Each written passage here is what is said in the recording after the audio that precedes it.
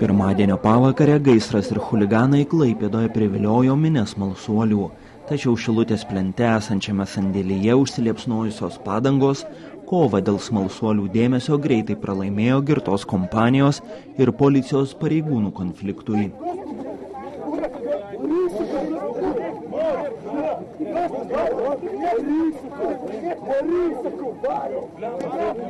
Nepatvirtintais duomenimis konfliktas kilo, kai vienam iš agresyviai nusiteikusių ir besikeikiančių vyrų policijos pareigūnas papurškė ašarinių dujų.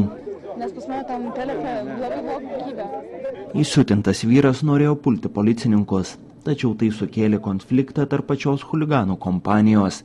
Vieni norėjo mušti su pareigūnais, kiti bandė juos sulaikyti, kol galiausiai tai virto tarpusavio muštynėmis.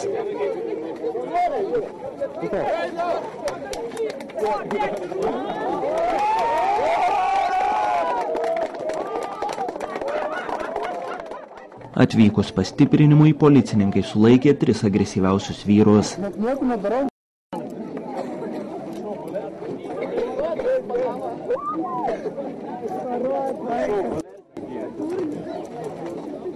Nuraminus chuliganus, susirinkęs smalsuoliai ėmė skirstytis.